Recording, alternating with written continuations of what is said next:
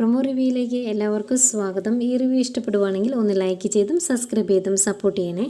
അപ്പം ജ്വല്ലറിയിലെ കാര്യങ്ങൾ സംസാരിക്കുവാണ് ദേവയാനിയും ജാനകിയും കൂടെ. അപ്പോൾ ദേവയാനി പറയുന്നുണ്ട് അവർക്ക് ഒരുപാട് ബ്രാഞ്ചസ് ഉണ്ടല്ലോ, അപ്പം പകുതി ആദർശം പകുതി അനിയും ഏൽപ്പിക്കണം, അങ്ങനെ ഇനി മുന്നോട്ട് കൊണ്ടുപോകണം. അനിയാണെങ്കിലും ഇനി ഒന്നും നോക്കാതെ ഇങ്ങനെ കുഞ്ഞിക്കളി കളിച്ച് നടക്കുവാണല്ലോ, അതൊന്നും വേണ്ട എന്നുള്ള രീതിയിൽ ഇങ്ങനെ സംസാരിക്കുവാണ്. അപ്പോൾ അത് കേട്ടുകൊണ്ട് വരുന്ന ജലജ ചോദിക്കുന്നുണ്ട്, ഓഹോ പകുതി അവനും പകുതി അനിക്കും, അപ്പോൾ പിന്നെ എൻ്റെ മോനൊന്നും ഇല്ലേ എന്ന് ദേവയാനിയോട് ചോദിക്കുക. അന്നേരം ദേവയാനി പറയുന്നുണ്ട് അവനിപ്പം നമ്മുടെ കമ്പനിയിലെ തന്നെ ഒരു സ്റ്റാഫല്ലേ, അപ്പം കൂടുതൽ അധികാരമൊന്നും ഇനി അവനിപ്പോൾ കൊടുക്കാൻ പറ്റില്ല എന്ന് ദേവയാനി പറയുന്നു. അത് കേൾക്കുന്ന ജലജയ്ക്ക് അങ്ങ് ദേഷ്യം വരുന്നുണ്ട് കേട്ടോ.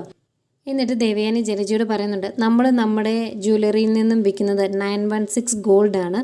അപ്പം അങ്ങനെയുള്ള സ്വർണം നമ്മൾ കൊടുക്കുന്നവരുടെ മനസ്സും അതുപോലെ തന്നെ ആയിരിക്കണം എന്ന് പറയുന്നുണ്ട്.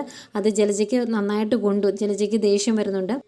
പിന്നീട് ഈ കാര്യങ്ങൾ മുത്തശ്ശിയോട് പറയുമ്പോൾ മുത്തശ്ശി പറയുന്നുണ്ട്, ഏതായാലും ഞങ്ങളുടെ കാലശേഷം അനന്തപുരിയുടെ താക്കോല് ഞങ്ങൾ ഏൽപ്പിക്കാൻ ഉദ്ദേശിച്ചേക്കുന്നത് ആദർശിൻ്റെ കയ്യിൽ തന്നെയാണ് എന്ന് മുത്തശ്ശി ഉറപ്പിച്ച് പറയുന്നുണ്ട്.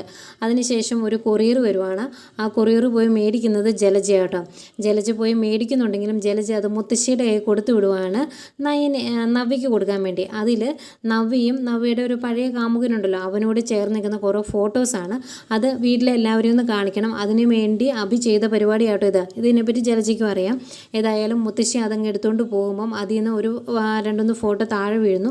മുത്തശ്ശി അത് എടുത്തു നോക്കുവാണ്. അപ്പം ഇതുപോലെ നവ്യയുമായിട്ട് നിൽക്കുന്ന ഈ ഫോട്ടോസ് കാണുമ്പോൾ മുത്തശ്ശി ആകെ പേടിച്ച് ഞെട്ടി നിൽപ്പുണ്ട്. ഏതായാലും നവ്യക്കുള്ള അടുത്ത പണിയായിട്ട് അഭി വന്നിട്ടുണ്ട്.